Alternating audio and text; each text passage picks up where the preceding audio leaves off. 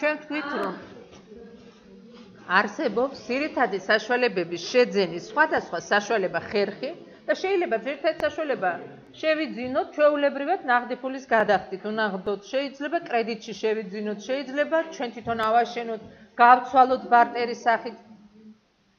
ან მაგალითად ჩუქებით და გრანტით. რა თქმა უნდა, ხა ჩუქებით და გრანტით ყველაზე იშვიათად შეგვხვდება ჩვენ ასეთი შემთხვევები, მაგრამ აი როცა გვხდება, როგორ უნდა მოხდეს მისი შეფასება. კიდევ ერთხელ შეგახსენებთ, ძირითადი საშუალების თავდაპირველ შეფასებაზე გვაქვს ამ წუთში საუბარი, ხო? როგორ ვაღიაროთ ძირითადი საშუალება რომ მოდის ჩვენთან, ჩვენ ვიცით აღიარების ორი კრიტერიუმი. ერთი გახლავთ ის, რომ ის უნდა აკმაყოფილებდეს მის განმარტებას, აუცილებლად და მეორე, უნდა ის შეიძლებოდეს მისი ღირებულებითი გაზომვა, შეფასება. და ჩვენ ამ საკითხზე საუბრობთ. პირველი განმარტება განვიხილეთ, რა იყო ძირითადი საშუალება, რა უნდა მივაკუთვნოთ მას. გავაკეთეთ მისი კლასიფიკაცია, რა სახის ძირითადი საშუალებები გვაქვს და ეხლა ჩვენ საუბრობთ ძირითადი საშუალების შემოსვლის დროს, მიღების დროს, როგორ ვაყალიბებთ მის ღირებულებას და სხვადასხვა ვარიანტებს ვიხილავთ. იმიტომ რომ შესაძლებელია, რომ სხვადასხვა ვარიანტით შემოვიდეს ჩვენთან ძირითადი საშუალება. ეხლა საუბარია ძირითადი საშუალების შემოსვლა ჩუქებით, გრანტით. უსასყიდლოდ, მაგალითად გრანტით მიღებული ძირითადი საშუალება შეფასდება მისი რეალური ღირებულებით.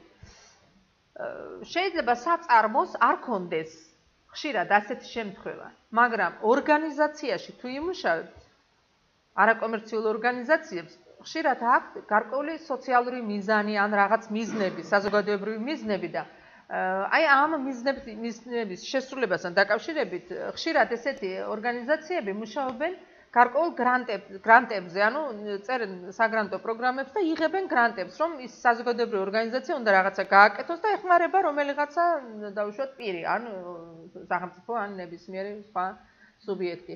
და ამ დროს შეიძლება ეს დახმარება მოხდეს არა მარტო ფულადის სახით, არამედ შეიძლება მიზნობრივად ძირითადი საშუალება შემოვიდეს. უკვე შეძენილი ძირითადი საშუალება შემოვიდეს ესე გრანტით.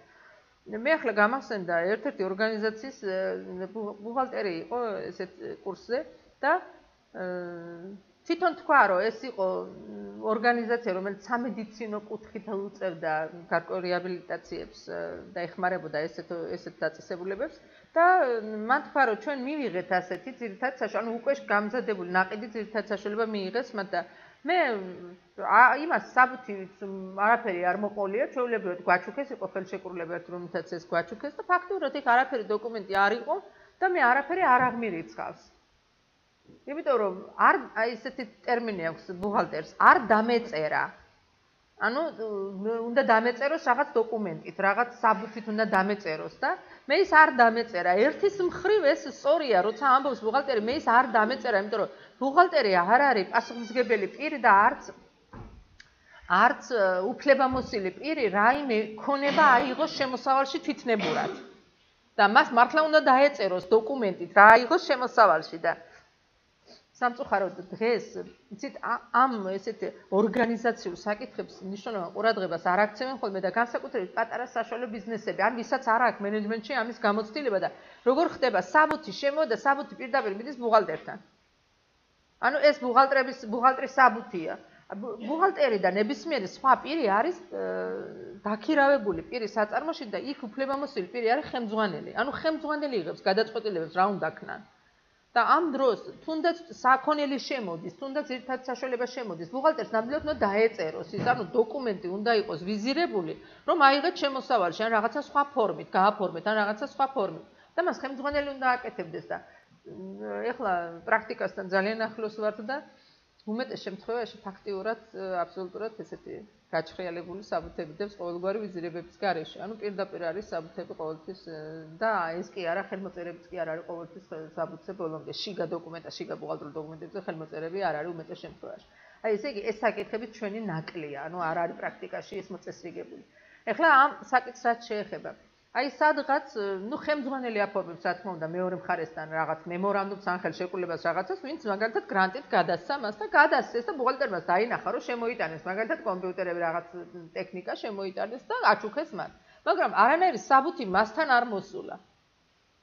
აი ამ შემთხვევაზე ვსაუბრობ. თქვენ უნდა იცოდეთ, ნებისმიერი ქონება, რომელიც გააჩნია საწარმოს და განკარგავს მას, ის აუცილებლად დოკუმენტურად უნდა იყოს ასახული. და აქ მეორე პრობლემა შეიძლება წარმოიშვას. თქვენ ამ შემთხვევაში შეიძლება ჯერ არ ახართ საქმის კურსში, მაგრამ იქეთ მე არა მარტო საწარმოს თვალსაზრისით, არამედ სხვა კუთხითაც არის კონტროლი, მაგალითად საგადასახადო თვალსაზრისით. თუ კი მას არ ექნება დოკუმენტურად ასახული ეს თქვა ძირითადი საშუალება, მას წარმოექმნება პრობლემები იქეთ გადასახადების გადახდასთან დაკავშირებით.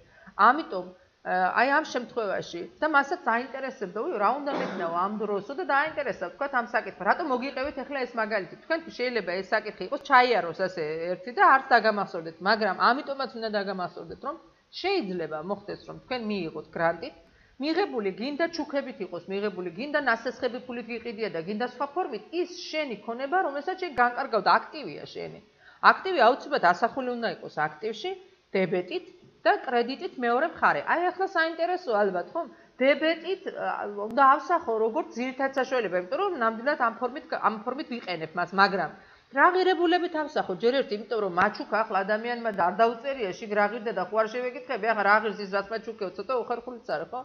და ამიტომ მეორე მხარე ამას არასდროს არ წერს, თქვა და იშვიათ შემთხვევაში შეიძლება გარკვეული შეფასება მანაც გააკეთოს, იმიტომ რომ თუ კი ამაზე არის გარკვეული გაგრძელება, აი ამ ურთიერთობაში, რომ ის აკონტროლებს ამას და ასე შემდეგ და შეიძლება ეს იყოს გამოყენებადი და მეორე უკან დაბრუნებას ექვემდებარებოდეს, ძალიან ბევრი რაღაცა შეიძლება მოსდევდეთ ამას, მაგრამ ხშირ შემთხვევაში ეს ასე არ არის და თქვა გაჩუქა და დაგანება თავი და წავიდა. აი ასეთ დროს, აი მაგალითად, როდის იყო კიდე ეს მისიები არსებობს საქართველოში და არსებობდა წლების განმავლობაში, როცა შემოდიოდა უცხოური კომპანიები, უცხოური ორგანიზაციები და ასეთ საქმიანობებს ეწეოდნენ, მე ქართულ კომპანიებს, ორგანიზაციებს ტოვებდნენ აქ და გასვლის დროს უტოვებდნენ ამ ქონებებს. ასეთ ორგანიზაციებს და აი ასეთ შემთხვევები ბევრია ჩვენს პრაქტიკაში და აი ამ დროსაც, როცა გადის ის და ტოვებს ამას, თავისთავად ის ამ ქართული კომპანიის, ქართული ორგანიზაციის უკვე უსასყიდლოდ გადაცემული ქონებებია. ასეთ დროს რა თქმა უნდა, ქონება უნდა აღიარდეს თუ ის ძირითად საშუალების სახით აქტივში, ოღონდ როგორ შევაფასოთ მისი ღირებულება. მისი ღირებულება კიდეც რომ ეწეროს ჩუქებით მიღებული აქტივის ღირებულება უნდა შეფასდეს რეალური ღირებულებით. ანუ დღეს რომ მოკიდულობდე, როგორ ვიყიდიდი, მარტივად რომ ვთქვა. რეალური ღირებულებით უნდა მოხდეს მისი შეფასება. ესე იგი, დებეტი 2100-ში რომ ავსახავთ მას, მისი ღირებულება უნდა მოხდეს შეფასება მისი რეალური ღირებულებით. ეხლა ეს დებეტი კი ჩავწერეთ აქეთ, თქვათ 1000 ლარი. და დაუწერეთ ეს 1000 ლარი, მაგრამ რა კრედიტი? როცა მე არც ფული გადამიხდია და არც ვალი მაქვს გადასახდელი. კრედიტში ან ერთი უნდა იყოს, ან მეორე, ხო?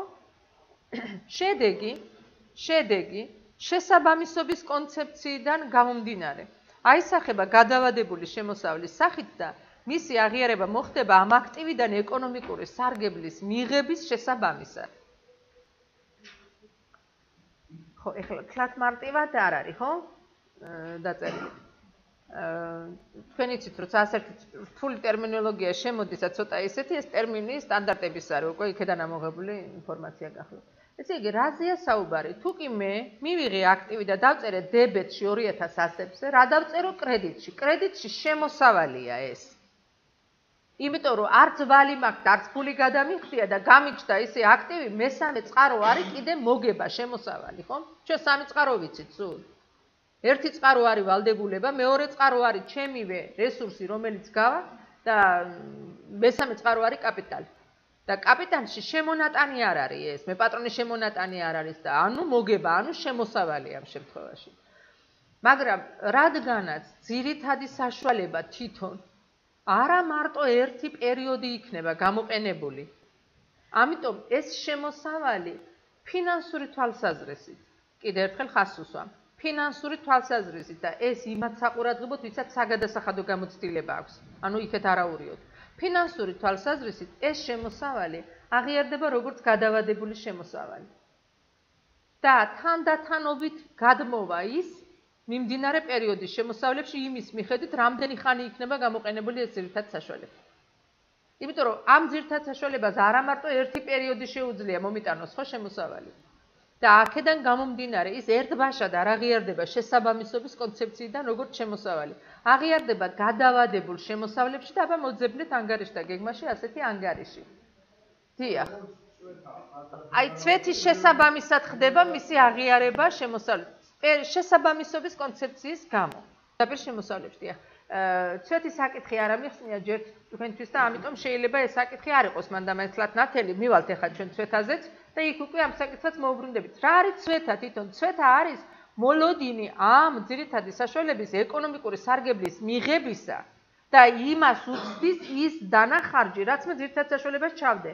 და იმ ეკონომიკურ სარგებელს ვაფასებ მე რას მომიტანს ეს წლების განმავლობაში და იმის შესაბამისად გადამაქვს ხარჯებში ის ღირებულება, რაც ამაშია გადახდილი. ანუ ცვეთა თვითონ არის ასახვა გამოხატულება იმისა, რა სარგებელი უნდა მომიტანოს მე ამან და ამიტომ შემოსავლებშიც ასე აღიარდება, ანუ რა სარგებელსაც მომიტანს იმის შესაბამისად აღიარდება. დიახ. და აი ამიტომ ეს გრანტი მე კიდევ ერთხელ მინდა შეგახსენოთ ჩვენ ამ საკითხს მოკლედ ვეხებით ამ შემთხვევაში, იმიტომ რომ რა თქმა უნდა ძალიან ბევრი რამე გვინდა მოგიტანოთ თქვენამდე, მაგრამ არის ისეთი სპეციფიკური ნიუანსური საკითხები, რომელსაც კონკრეტულად იმ სიტუაციაში უფრო უნდა ჩაუღრმავდე მას. მე შემიძლია გითხრათ, რომ ესთან დაკავშირებით არის სტანდარტი თვითონ გრანტების შესახებ და ამიტომ გრანტი არა მარტო ძირითადი საშუალება, არამედ ნებისმიერი სხვა რამე შეიძლება იყოს და ცოტა სპეციფიკური საკითხია გრანტი და გრანტებზე მუშაობა თუ მოგიწევთ, აუცილებლად ამასთან დაკავშირებით კანონმდებლობებიც არსებობს ცალკე დაწყებული იქიდან რა არის გრანტი, თვითონ ეს თავდაპირველად იქ უნდა განიხილოთ თქვენ. გრანტების საკითხი ჩვენ ასევე შევეხებით საგადასახადო კანონმდებლობაშიც და ამიტომ თუ თქვენ მოგიწევთ ამ საკითხებზე მუშაობა, უნდა იცოდეთ, რომ ძალიან სერიოზულად უნდა გაერკვეთ ჯერ ზოგად კანონმდებლობაში გრანტების შესახებ, თქვენ თუ არა ის, ვინც მენეჯმენტში ამ კუთხით.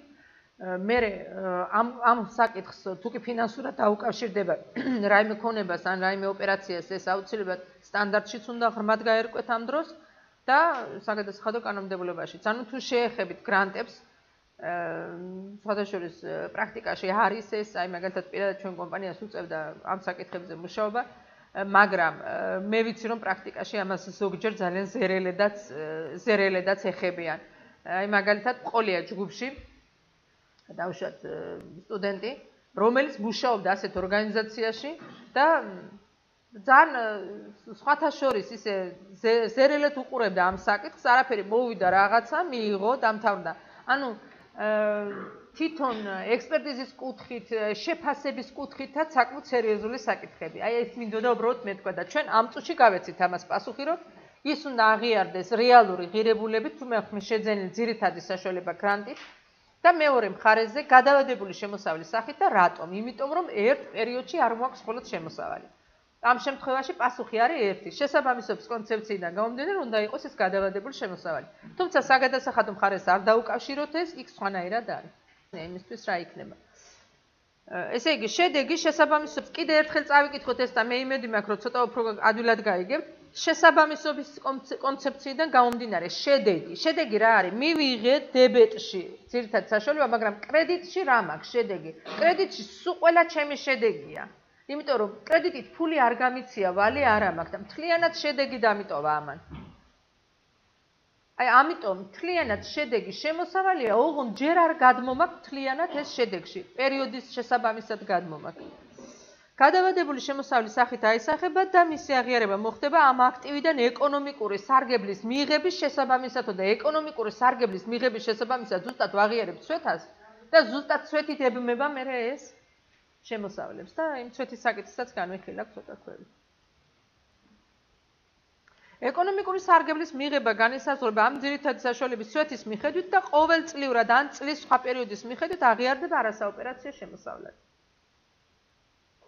რატომ არასაოპერაციო შემოსავლად? მე არ გამომიმუშავებია, ხო პირდაპირ გაგებით ეს, ანუ მასში მე თვითონ პროცედურებში არ მონაწილეობა არ მიმიღია პირდაპირ გაგებით. მაგრამ ეს ჩემი საკომპანიო შემოსავალია, რა თქმა უნდა, იმიტომ რომ მე მაჩუქეს და სხვათა შორის არც ისე არ ჩავთვალოთ, რომ კომპანიას თუ არ ქონდა, თქვათ, ამაში წვლილი ან რაღაცა დამსახურება, ან არ ეკუთვნოდა მას, ასე არ ჩუქნიან, ხო? ანუ ასე ვერ ვიტყვით, რომ ისი განსაკუთრებული და უჩვეულო შემოსავალია, არა, მის შემოსავალია ეს, მაგრამ ჩვეულებრივი, ოღონდ პირდაპირ საოპერაციო არ არის, ანუ ამაზე აგებული არ არის ეს კომპანია, რომ ოპერაციები ამისთვის ეკეთებია. ამიტომ არასაოპერაციო შემოსავლად აღიარდება. ძირითადი საშუალების შექმნა საკუთარი ძალებით. ისევ თავში ვარ, საწყისში ვარ ჩვენ ამ თემის, ანუ შემოსვლაზე გვაქვს კიდე საუბარი და ეხლა როცა მე არაფერი არ მიყიდი, არც უჩუქები არავის, არამედ მე თვითონ ვქნი ძირითად საშუალებას. ჩვენ თქვით რომ ამის თაობაზე ჩვენ გაგვაჩნია ანგარიში. ცალკე ეს არის 2100 რომელი ანგარიში გვაქვს? ძირითად საშუალების შექმნისთვის.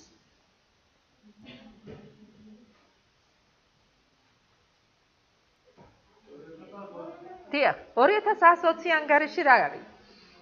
საუმთავრებელი მშენებლობა და მე გითხარით რომ ეს ანგარიში არ გულისხმობს მარტო აშენება შენობის. აქ იქმნება ყველა ძირითადი საშუალება. საწარმოს მიერ შექმნილი ძირითადი საშუალების ღირებულებაში შედის, ანუ როგორ უნდა ჩამოყალიბდეს ახლა აქ ღირებულება. როცა ჩვენ დავიწყეთ ძირითადი საშუალების შექმნა. შედის ყველა დანახარჯი, რომელიც მონაწილეობს მის შექმნაში. და ეს ხდება მსგავსად სასაქონლო მატერიალური მარაგის ღირებულების შექმნისა. აი როგორც ჩვენ დაუმთავრებელი წარმოების ანგარიშს ვამუშავებთ. დააკვირდით, დაუმთავრებელი წარმოებაში რა იყო? მარაგს ვქნიდით, ხო, ფეხსაცმელს კერავთ, კურსს ვაწყობთ და იქ შედიოდა ყველაფერი, რაც შედის მის თვითღირებულებაში. კიდე ერთხელ შეგახსენებთ, თვითღირებულებაში რაც შედის, მხოლოდ ის შევა ძირითადი საშუალების შექმნის დროს მის ღირებულებაში და დანარჩენი პერიოდის ხარჯები წავა პერიოდის ხარჯში. ანუ უშუალოდ რაც უკავშირდება აი ამ ძირითადი საშუალების შექმნას, აი ის წავა მარტო მის თვითღირებულებაში და სხვა არა, სხვა პერიოდის ხარჯებში წავა. და ეს როგორც მარაგის შექმნის დროს ისე ჩამოყალიბდება, ანუ ცვეთაც იქ წავა, ხელფასიც იქ წავა, მასალაც იქ წავა, ანუ ყველაფერი ის რაც დაიხარჯება ამის როცა შეიქმნება 2120-დან გადავა 2120-ის დებეთში დაგროვდება, ხო?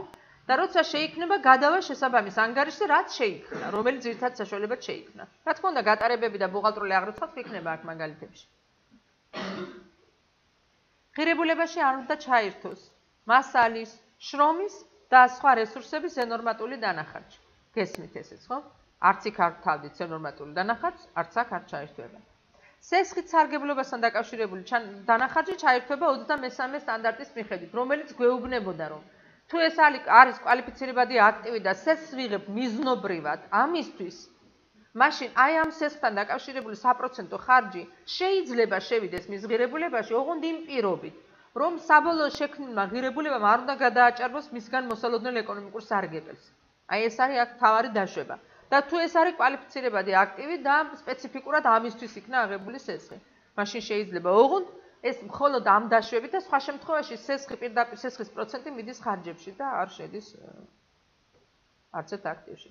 სესხის პროცენტი აღირიცხება პერიოდის ხარჯად, ეს არის პირველი მიდგომა და მეორე მიდგომა განსაკუთრებული აქტივის შექმნის დროს, შეძენის დროს სესხის პროცენტი შეიძლება კაპიტალიზირებული იქნას მის ღირებულებაში. ანუ აქაც არ არის აუცილებელი ვალდებულება, რომ კაპიტალიზირებული იქნას, შეიძლება იქნას კაპიტალიზირებული, ეს მნიშვნელოვანი დანახარჯია, სპეციფიკურად ამისთვის არის და არ გადააჭარბებს შედეგი მის მოსალოდნელ ეკონომიკურ ღირებულებას.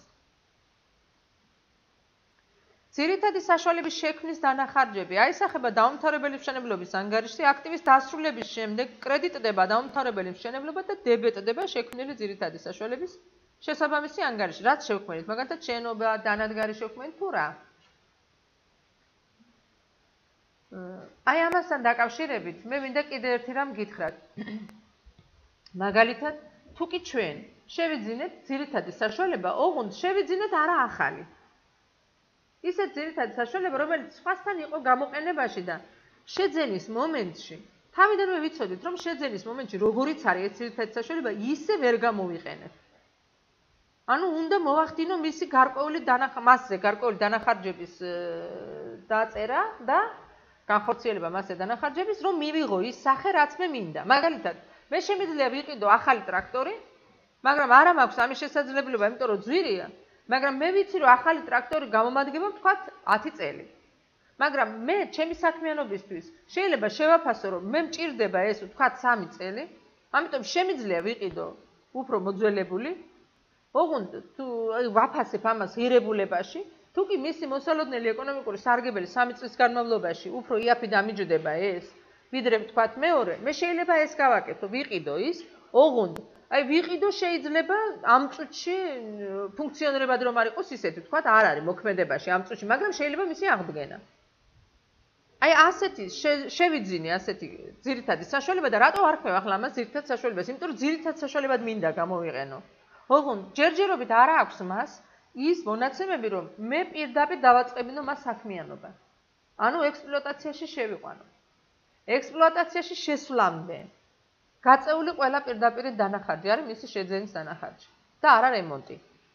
ჩვენ რემონტის საკითხსაც შევეხებით ამ თემაში ესეც გვაქვს. მაგრამ თავდაპირველ ღირებულებაში რა ყალიბდება? თავდაპირველ ღირებულებაში ყალიბდება მის შეძენასთან, შექმნასთან დაკავშირებული ყველა პირდაპირ დანახარჯი, რომელიც მის სათანადო მდგომარეობაში მოყვანამდე იქნება გაწეული. ანუ სადამდე? ექსპლუატაციაში შესვლამდე. აი იქამდე სანამ იქნება გაწეული. მაგალითად შევიძინეთ ეს ტრაქტორი და თავიდანვე გამოუცვალეთ მას ძრავი, აღვადგინეთ და ასე შემდეგ. ყველა ეს დანახარჯი იქნება თავდაპირველი ღირებულება. ოღონდ ეს დანახარჯები მსგავსად დამთავრებელი მშენებლობისა განხორციელდება 2100 ანგარიშზე. ანუ შეძენის დროს ის შემოვა 2100 ანგარიშზე, იქ განხორციელდება ყველა მისი დანახარჯი. ეს კი არ არის ჩემი შექმნილი, ასე ვთქვათ, ნახევრად ჩემი შექმნილია, ხომ? შევიძინე მე რაღაც და მე ვთქვათ, დავახარჯე მას კიდე რაღაც. მაგრამ ეს ხო არ იქნება ერთ დღეს. რაღაცა დროში მიდის. არ გაგიჩნდათ ეს კითხვა? მაგალითად, შევიძინე 1 აპრილს და მაისის ბოლომდე ვარემონტებდი მას. 1 აპრილს რომ შევიძენ, ამას საბუთი ხომ მომდის 1 აპრილს. სად აღვრიცხო ეს? 1 აპრილს ის არის დავუშვათ მანქანადანადგარი? 1 აპრილს არ არის ჯერ მანქანადანადგარი, იმიტომ რომ მანქანადანადგარის ანგარიშზე რო აღვრიცხო, ექსპლუატაციაში შესული უნდა იყოს. აი ჩვენ პირდაპირ ძირითად საშუალების ანგარიშზე როცა აღვრიცხავთ მას, იქედან ცვეთა ეწყება. ანუ ექსპლუატაციაში უნდა იყოს შესული, ექსპლუატაციაში თუ არა ცვეთა ისე არ ეწყება. ესე იგი მანამდე თუ კი ეს საჭიროებს სათანადო მდგომარეობაში მოყვანას შეძენის დროს, ის 2100 ანგარიშზე იქნება და ყველა ასეთი იქნება 2100 ანგარიშზე, ოღონდ მაგალითად ასეთი მაქვს ავტომობილიც, შენობაც ვიყიდე და აღსადგენი მაქვს და ესენი ცალ-ცალკე იქნება, ხო შეიქ. და როცა ის მოვა სათანადო მდგომარეობაში, რომ უკვე შეძლებს თავის ფუნქციის შესრულებას, გადავა შესაბამის ანგარიშზე. ესე იგი არა მარტო თავიდანვე აშენება შექმნა, არამედ აი ასეთი დანახარჯების გაწევა თავიდან. ოღონდ არა მერე, არაურიოდ. შეიძლება ეს ტრაქტორი 2 წლის მერე გაფუჭდეს და კიდევ არემონტებ. აი ამ შემთხვევას კი არ ეხება ეს. რომ კაპიტალურ რემონტს როცა უკეთებ ან მიმდინარე რემონტს, ეს არ არის. თავიდან როცა შემოდის ჩემთან და შესაბამის მდგომარეობაში უნდა მოვიდეს, მაშინ ეს არ არის რემონტი, არ აისახება როგორც რემონტი, არამედ ეს აისახება როგორც თავდაპირველი ღირებულების შემადგენელი ნაწილი. გეხარჯება ამისთვის. კიდე რა მინდოდა მეთქვა, შეიძლება საწარმოში შეიძინოთ ძირითადი საშუალება, ასე ვთქვათ, სათად არ იგოდ, თვითონ ძირითადი საშუალება შეიძინოთ, მაგრამ არ იყოს ექსპლუატაციაში შესული. დაუდგმელი, დაუმონტაჟებელი მოწყობილობა, ასევე ეძახით. დაუდგმელი, დაუმონტაჟებელი მოწყობილობა. ესენიც აისახება 2100 ანგარიშზე, მანამ ვიდრე არ შევა ექსპლუატაციაში. ვიდრე, ანუ მე რა მინდა გითხრათ, სანამ არ იქნება ის შესაბამის მდგომარეობაში მოყვანილ ფუნქციონირებას არ იწყებს, მანამდე თავის ანგარიშებზე არ ჯდება. ანუ რომ დაჯდება, მაგალითად, მანქანადანადგარის ანგარიშზე, ავეჯის ანგარიშზე და ასე შემდეგ, ის უნდა იყოს უკვე იმ დიახ. და ამიტომ ამ ანგარიშს ბევრი დატვირთვა აქვს, თუმცა მე მინდა კიდევ ერთხელ გითხრათ, რომ პრაქტიკაში მაინდა-მაინც ასე არ არის მოწესრიგებული, ეს არა იყო ეს ასე მოწესრიგებული, მაგრამ სამწუხაროდ მე ბევრი არასპეციალისტი შემოვიდა ამ პროგრამაში, ამ პროფესიაში და ამიტომ როგორც ესმოდათ, ვიღაცა ეთყო და ისე აკეთებდნენ, არ არის ეს ასე მოწესრიგებული და თქვენ უნდა გესმოდეთ ეს, რომ ასე უნდა იყოს 2100 ანგარიშზე. აი მაგალითად ყოფილა ასეთი შემთხვევა. მე არ გამორიცხავ, რომ თქვენ ახლა ძველ კომპანიებშიც შეხვიდეთ და ახლებშიც. ძველს ის ეძახით, აი ადრინდელ ფაბრიკები, ქარხნები რომ იყო და არსებობდა მანამდეც ეს. სტანდარტებით აღრიცხვამდეც არსებობდა. აი ისეთი კომპანიის ბუღალტერი ერთხელ მეკითხება, ნუ ახლა მე არ ვიცოდი ახლა ისეთი კომპანიის იყო თუ არა, მაგრამ კითხვას აკეთებს ასეთ. 2120-დანო ჩამოწერა თუ შეიძლება ძირითად საშუალების, ანუ ჯერ ადრეა თქვენთვის ეს საკითხი, რომ ჩამოვწერეთ ძირითად საშუალება, ანუ ამოწურა მის შესაძლებლობები, გაუვიდა ექსპლუატაციის ვადა და ასე შემდეგ. ხომ მივართ ამ საკითხთან და მეუბნება 2120-დან თუ შეიძლება ჩამოვწეროდე. მე ვთქვი 2120-დან რატო უნდა ჩამოწერო? ახლა ძირითად საშუალება იქ არის ახალი შესაქმნელი, ან ახალი და დაუდგმელი, დაუმონტაჟებელი.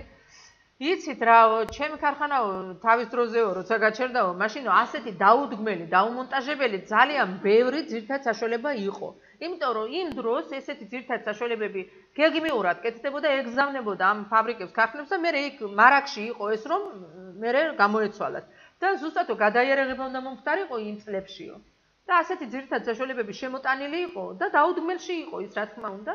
მაგრამ მე გავიდა წლები, გავიდა პერიოდი, გაფუჭდა კიდეც, განადგურდა კიდეც, ზოგი მოიპარე. ანუ აქო მე ფაქტიურად აღარა მაქვს ისეთი ძირითად საშუალება, რომელიც გამოდგება ძირითად საშუალებათა და ჩამოწერა აქედან მიწევსო. აი ესეთი სპეციფიკური საკითხიც კი დადგა.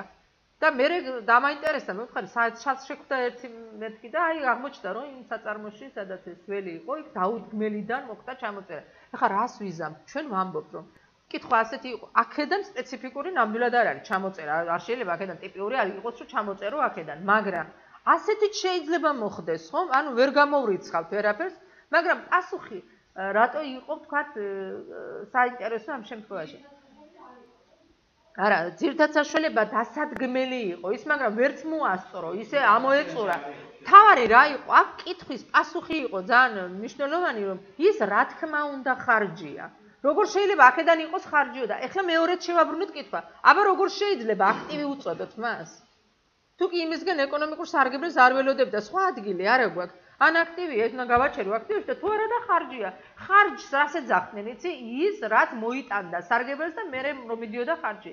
თუ არ შეუძლია მოიტანოს, მაშინაც არ არის ის აქტივი. აი ეს შეიძლება შეხვდეთ თქვენ ეს მიდგომა პრაქტიკაში, თუ ძველ კომპანიებში შეხვდეთ, შეიძლება ესეთ რამეს შეხვდეთ, რომ ბუღალტრები ძალიან მიჩვეული იყვნენ იმას, რომ მოწესრიგებული იყო მენეჯმენტი, ხარჯად რაც უნდა ყოფილიყო იმის დოკუმენტი, მოდიოდა აბა ჩამოწერეო. და ახლა ეს არავინ არ გამოუგზავნა, არ მოუტანა და კი ეწერა აქტივებში. სინამდვილეში ის აქტივი არ იყო. სარგებელს ვერ აძლევდა როგორც აქტივისტს და ვერც ვერასდროს მისცემდა. ამიტომ თავის დროზე, როცა მას აღარ აქვს დაეკარგა სარგებლის მიღების შესაძლებლობა, იქედან უკვე ხარჯია. მაგალითად, შევიძინე ძირითადი საშუალება, მაგრამ შეძენის დროს გაფუჭდა. ტრანსპორტირების დროს დაზიანა და არა მაქვს მის დაუშვათ შანსი, ხო? მაშინვე ხარჯია ის და არანაირად ძირითადი საშუალება არ არის. ძირითადი საშუალების მიღების ბუღალტრული ასახვა. შეძენა ფულადის სახსრების გადახდით. ანუ რაზე ჩვენ ვისაუბრეთ აქამდე? მოდი ახლა ეს ყველა ავსახოთ ბუღალტრულად. საწარმომ, რომელიც დღგ-ს გადამხდელია, ვიცით ხო უკვე, თუ კი დღგ-ს გადამხდელია, ირიბი უკან დაბრუნებადი გადასახადი არ უნდა შევიდეს მის ღირებულებაში. შეიძინა ოფისის აღჭურვილობა, მომწოდებლისათვის გადასახდელია 2500, გადასახდელია, ანუ კრედიტში შეიძინა. აი ამ 2500-ში დღგ-ია 380 ლარი. ტრანსპორტირებისას დაიხარჯა 120 ლარი, მონტაჟისთვის გადახდილია 100 ლარი. ხელშეკრულების თანახმად მომწოდებელზე თანხის გადახდა უნდა მოხდეს მეორე საბანკო დღეს. დაგვიანების შემთხვევაში უნდა გადაიხადოს პირგასამტეხლო, ანუ ჯარიმა, ღირებულების 0,2%-ის ოდენობით. ფულის გადახდა მოხდება მოწოდებიდან მეხუთე დღეს. მოხდა. ვაცრავად, მოხდა.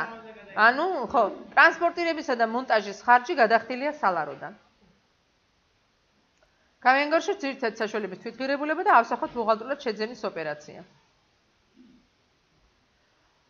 2500 დიახ 2500-ში დღგ-ს თანხა ჰქონდა 380 ლარი. 380 ლარი ამ შემთხვევაში არ უნდა შევიდეს, რატომ? უკან დაბრუნებადია. ესე იგი 2500 აკლდება 380 და გვაქვს 2120, ეს არის ნასყიდობის ღირებულება უკვე. მერე 120 ლარი შეადგინა ტრანსპორტირება. ეს რა თქმა უნდა შევიდეს. 100 ლარი შეადგინა მონტაჟის ხარჯმა. ესეც პირდაპირ დანახარჯია. ანუ თვითღირებულება ჩამოყალიბდება 2340 ლარის. რატომ არ შევიტანეთ შიგ? პირგასამტეხლო. ეს არ არის უშუალოდ პირდაპირ დაკავშირებული შეძენასთან. ეს იყო გადახდასთან, არა შეძენასთან დაკავშირებული დანახარჯი. 2500-ის 0,2% გამრავლებული, ეს არის 5-4, უკაცრავად? დიახ. 5 იყო დღეში და 4 დღე გქონდა, 20 ლარი არის პირგასამტეხლო და პირგასამტეხლო არ იქნება მისი თვითღირებულება. რა? დებეტი 2160 ოფისის აღჭურვილობა, გატარდება 2340 ლარი, რაც ჩამოყალიბდა თვითღირებულება. დებეტი 3340 დააკვირდით, ანუ ჩასათვლელი დღგ. მე ხო ორივე გადავიხადე. ჩასათვლელი დღგ იქნება 380 ლარი და ესეც დებეტში. დებეტი 8290 არასაოპერაციო ხარჯი ეს იქნება 20 ლარი და კრედიტი 1200 ეს იქნება 2520 ლარი, რაც გადახდილი აქვს მას. კრედიტი 1110 220 ლარი, ეს იყო 100 ლარი და 120 ლარი, რომელიც გადაიხადა სალაროდან პირობაში იყო თვითონ მოცემული.